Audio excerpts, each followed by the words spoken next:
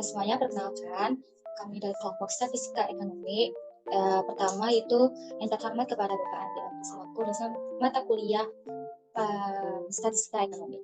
Di sini saya Fatia Mufid dan rekan saya Agustia akan melakukan 4 uji sampel, yaitu ada one sample t-test, independent sample t-test, paired sample t-test, dan uji chi-square. Pertama kita akan melakukan uji one sample t-test. Ini sudah kelihatan Excel-nya. Kita taruh dulu di Excel, kemudian kita buka SPSS-nya. Langkah pertama yaitu kita akan isi dulu di variable view-nya dengan name, yaitu tinggi badan. Kemudian tipenya itu tipe numerik. Oke. Width-nya itu 8, desimalnya 0, terus values-nya non, missing-nya non, volume-nya 8, align-nya right, dan measure-nya kita ganti dengan scale. Kemudian kita copy data yang ada di Excel dan kita pindahkan ke SPSS-nya. Jangan lupa pindahinnya di data view, kemudian kita klik paste. Nah, ini sudah kelihatan. Lalu sebelum melakukan uji one sample t-test, kita akan menguji dulu uji normalitasnya, yang dimana kita klik analyze, lalu klik descriptive statistik, kemudian klik explore. Nah, di sini tinggi badannya kita masukkan ke dalam dependent list. Terus display-nya plot, kemudian kita klik plots. Nah, box plotnya itu kita isi factor level together, deskriptifnya kita isi stem and leaf. Lalu kita klik normality-nya.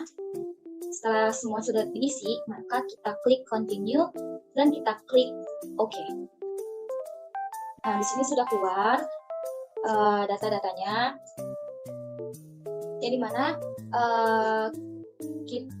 yang dimana ini sig-nya itu pada tes normality-nya dia lebih dari 0,005, berarti dia normal untuk tinggi badannya ini. Lalu setelah kita menguji normalitasnya, kita akan menguji one sample t-test-nya dengan cara dengan klik analyze, terus klik compare means, kemudian klik one sample t-test. Nah, tinggi badannya kita pindahin ke test variable, lalu test value-nya kita isi dengan 160. Kenapa diisi 160? Karena kita akan membandingkan rata-rata tinggi badan pada mahasiswa ET dengan tinggi badan 160 cm. Lalu kita klik OK. Nah, di sini udah kelihatan dokumennya, berarti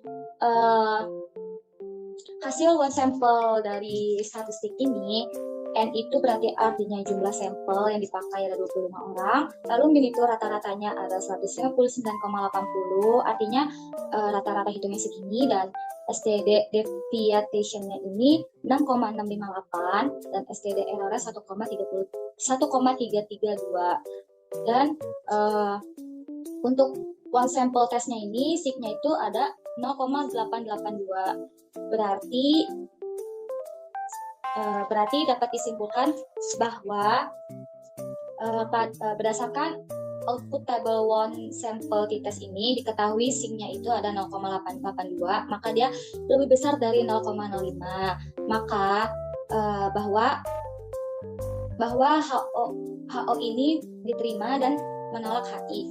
HO itu adalah nilai rata-rata pada mahasiswa ekonomi terapan sama dengan 160 cm, dan HI adalah nilai rata-rata pada mahasiswa ekonomi terapan tidak sama dengan 160. Berarti HO menolak HI. Berarti HO diterima dan HI ditolak. Dengan demikian dapat diartikan bahwa nilai rata-rata tinggi badan mahasiswa ekonomika terapan sama dengan 160 cm. Setelah itu kita akan menguji independent sample t-test yang dilakukan oleh Agustia Dewi Rahajam. Dipersilahkan. Baik, di sini saya akan melakukan tes yaitu tes independent sample t-test. Nah, independent sample t-test ini digunakan untuk menguji data yang tidak berpasangan atau dua data yang berbeda. Nah, pada contoh soal ini ada dua datanya, yaitu ET12 dan AKT43. Ini adalah dua data yang berbeda. Nah, kita akan menyalin dulu di Excel. Sehabis kita ke Excel, kita akan membuka aplikasi SPS-nya. Nah, pada aplikasi SPS-nya, kita klik variable view-nya. Yang kolom pertama kita tulis kelompok. Dan kolom keduanya kita tulis ukuran sepatu. Tipenya numeric, weight-nya 8, terus desimalnya kita ubah menjadi 0.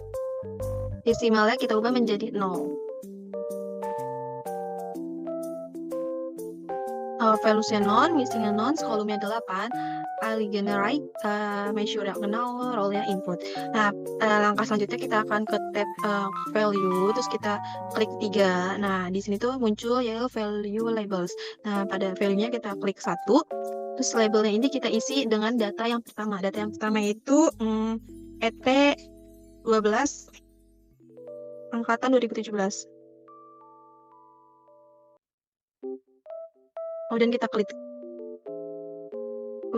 add, terus value keduanya, data kedua yaitu AKT43. Kemudian kita klik add, habis add, terus kita klik OK. Habis itu kita ke data variable. Nah, terus di sini kan tadi di Excel-nya ada 25 data untuk ukuran sepatu dari mahasiswa ET12 sama 25 lagi dari AK43. Jadi kita taruh di tab kelompok itu angka 1 sampai 25 ya. Nah, kita tulis 1 sampai 25.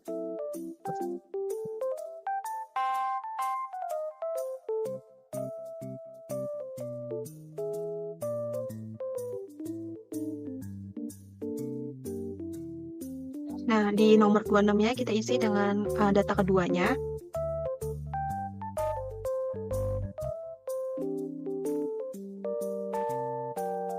Sampai ke nomor 50.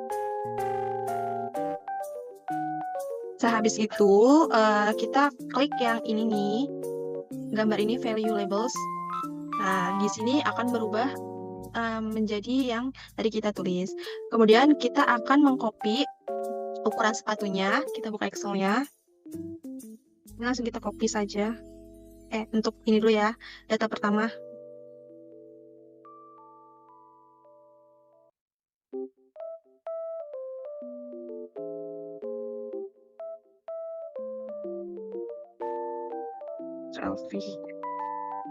Kemudian kita akan mengcopy juga data yang ukuran sepatu kedua.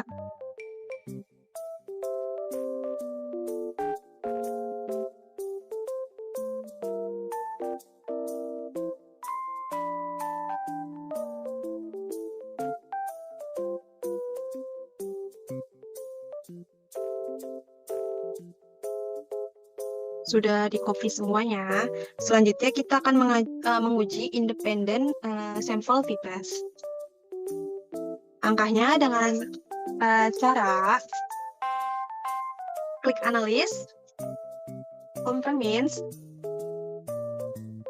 terus kita independent sample t-test. Nah, di sini tuh muncul kotak independent sample t-test. Nah, ukuran sepatu kita akan masukkan di bagian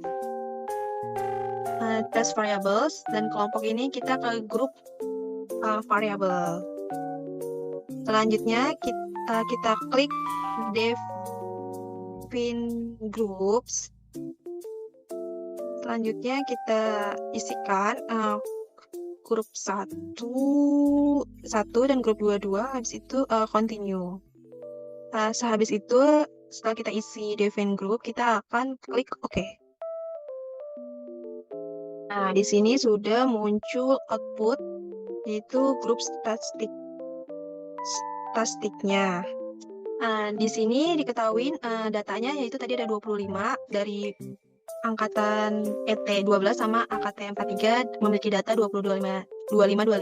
Kemudian rata-ratanya di sini ada 39,16 untuk ET12 dan 39,12 untuk AKT 43. Yang berarti rata-rata ukuran sepatu mahasiswa ekonomi terapan 12 yaitu 39,16 dan rata-rata ukuran sepatu dari AKT 43 yaitu 39,12 dengan standar deviasi untuk ET12 yaitu 1,375 dan standar deviasi untuk AKT 43 yaitu sebesar 1,787. Kemudian di sini ada independent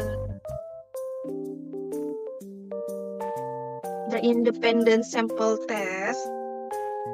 Nah, di independent sample test ini kita fokusnya ke signinya untuk ini yaitu 0,258 dan T-nya ukuran sepatunya itu ada 0,089 dan 0,089. Di sini kita akan melakukan dua pengujian. Yang pertama itu ada UGF. UGF itu hipotesisnya jika nilai signya lebih besar dari 0,05 maka H0 diterima dan H1 ditolak. Dan jika nilai signya lebih kecil dari 0,05 maka H0 ditolak, H1-nya diterima. Dari yang kita lakukan tes di sini, signya sebesar 0,258 yang ini berarti lebih besar dari 0,05. Maka disimpulkan H0 diterima dan H1-nya ditolak. Artinya tidak terdapat perbedaan yang signifikan antara ukuran sepatu mahasiswa ekonomi terapan 12 dan mahasiswa akuntansi 43. Kemudian di sini ada pengujian yang kedua yaitu independent sample t-test yang dilihat dari kolom T-nya. Sama kayak tadi, jika H0-nya itu tidak terdapat perbedaan signifikan antara ukuran sepatu mahasiswa ekonomi terapan dan akuntansi, dan H1-nya itu terdapat perbedaan yang signifikan antara ukuran sepatu mahasiswa ekonomi terapan dan mahasiswa akuntansi. T hitungnya kan udah diketahui di sini yaitu 0,089. Nah, alfanya itu 5%, dibagi 2 yaitu 0,025. Oke, selanjutnya kita akan menguji pada pair sample t-test, yang dimana pada pair sample t-test ini yang diuji adalah data berpasangan atau data yang saling berhubungan. Jadi sebelumnya langkah pertama ini data yang dari Excel. Data yang dari Excel sudah dikopi dulu di SPSS. Jadi seperti ini. Setelah sudah copy di SPSS, maka kita akan mengganti variable field-nya. Yang pertama itu kita isi dengan ketika ujian. Lalu yang kedua kita isi dengan tidak ujian. Numeriknya type yang numerik, terus width-nya 8, desimalnya kita isi dengan 0. Lalu value sama missing-nya 0, kolomnya 8, align right, misalnya kita ganti dengan scale.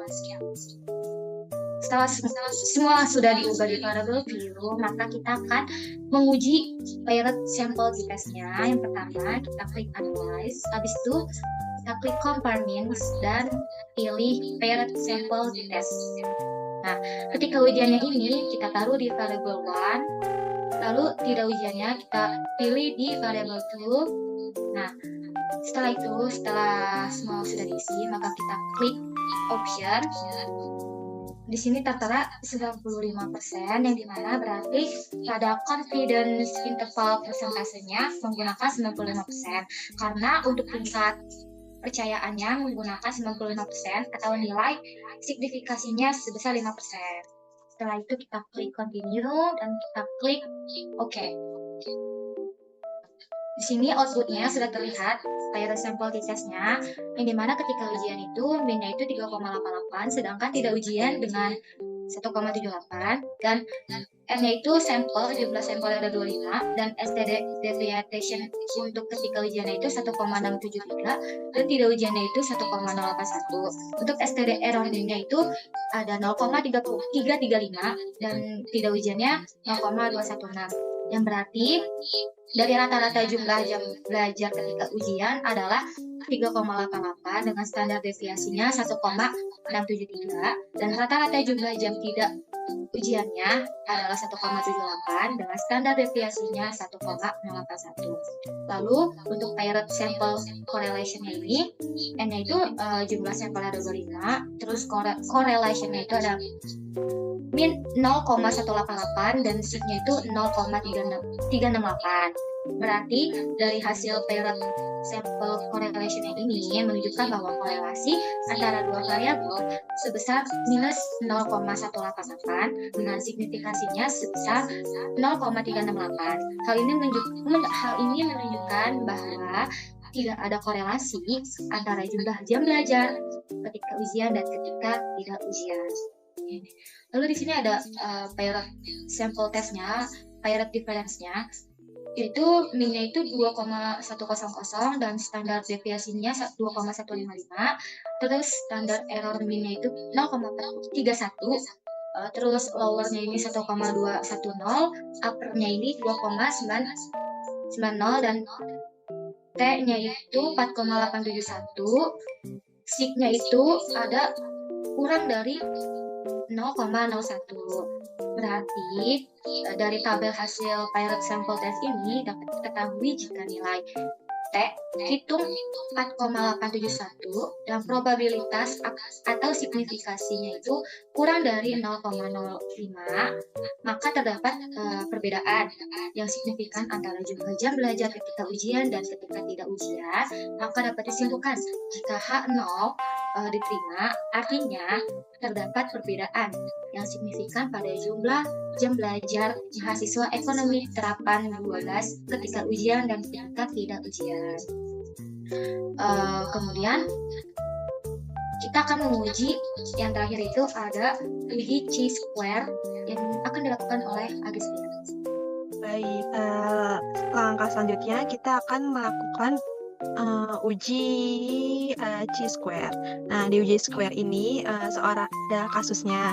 Seorang peneliti ingin mengetahui apakah terdapat hubungan antara dosen killer dengan minat belajar mahasiswa pada mata kuliah statistik di FAI Universitas Muhammadiyah Profesor Dr. Hamka. Dalam memperoleh data, maka peneliti membagikan kuesioner kepada 30 responden terpilih kepada mahasiswa FAI Hamka. Adapun bentuk kuesioner penelitiannya sebagai berikut. Yang pertama, apakah Anda merasa bahwa sikap dosen yang sangat tegas atau killer mempengaruhi minat belajar Anda pada mata kuliah statistik? Ada dua pilihan, A, iya, B, tidak. Kemudian nomor 2 di sini, apakah Anda memiliki minat yang tinggi untuk belajar mata kuliah statistik di FAI Hamka? A, iya, B, tidak. Setelah dilakukan penyebaran kepada 30 responden, maka didapatkan data sebagai berikut. Ini datanya udah sebanyak 30 responden. Dari data ini kita akan salin di Excel ya, teman-teman. Nah, ini udah kita salin. Nah, di sini tuh ada sebanyak yang tadi ya, 30 responden. Langkah selanjutnya kita akan membuka SPSS-nya. Kemudian kita akan mengcopy data yang di Excel. Data sebanyak 30 responden ini kita copy.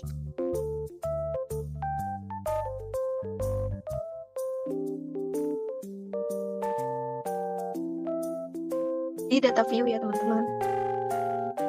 Nah, setelah itu kita klik variable view-nya. Yang kolom pertama kita ubah dengan DK. Dengan pilihan numerik, white 8, desimalnya kita ubah menjadi 0. Terus labelnya kita tulis yaitu dosen killer.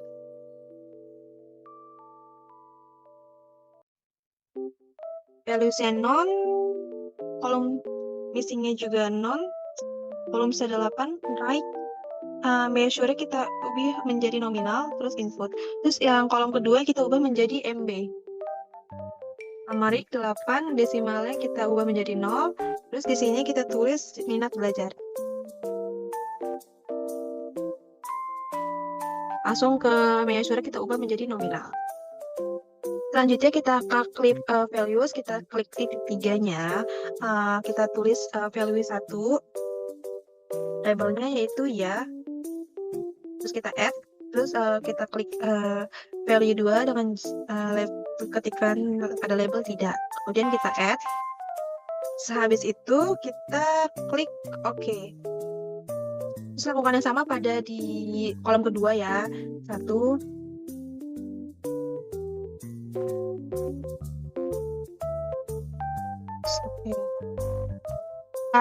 Setelah kita mengisi pada tab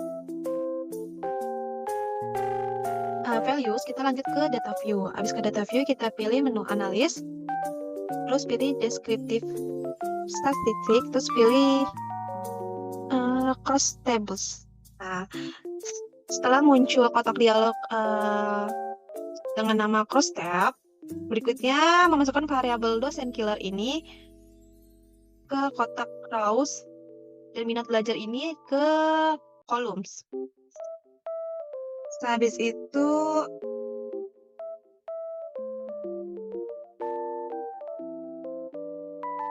klik statistik, terus chi-square kita checklist, terus kita klik continue. Habis itu kita klik OK. Oke, di sini udah didapatkan hasil dari data outputnya untuk test processing summary, yang dimana N ini sebanyak 30 responden yang tadi kita input dengan presentnya 100%. Berdasarkan tabel di atas dengan data 30 yang semuanya diproses ke dalam analisis dan diketahui tidak ada data yang missing atau hilang dengan ininya 100%. Kemudian kita ke output yang kedua, yaitu tentang dosen killer dan minat belajar cross tabulation,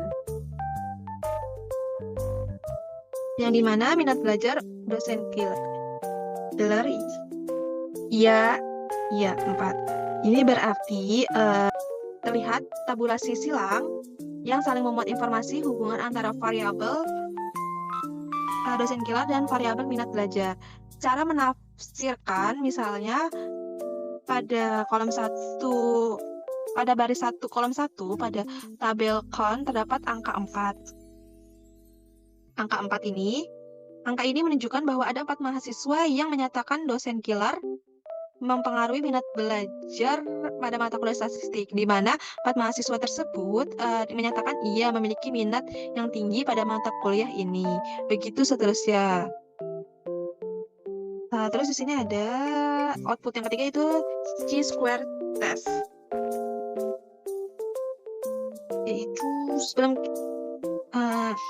terdapat hipotesisnya, yaitu H0-nya. Jadi ada hubungan dosen killer dengan minat belajar mahasiswa pada mata kuliah statistik di FAI Huamka, dan HA-nya yaitu ada hubungan dosen killer dengan minat belajar mahasiswa pada mata kuliah statistik di FAI Huamka. Nah, di sini kita akan fokus pada baris kolom asymptotic signifikan, yang dimana di sini harus jika nilai asymptotic signifikan kurang dari 0,05, maka HO ditolak dan HA diterima. Jika nilai asymptotic signifikan lebih dari 0,05, maka HO diterima dan HA ditolak.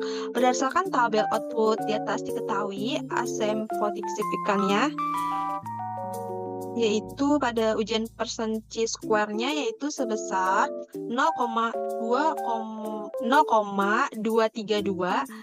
karena nilai ini yang 0,232 lebih besar dari 0,05, maka berdasarkan dasar pengambilan keputusannya dapat disimpulkan HO diterima dan HA ditolak, yang berarti tidak ada hubungan dosen killer dengan minat belajar mahasiswa pada mata kuliah statistik di FAI Uhamka. Sekian penjelasan dari kita berdua tentang praktikum kedua yang terdiri dari 4 tahap tadi. Kurang lebihnya mohon maaf. Wassalamualaikum warahmatullahi wabarakatuh.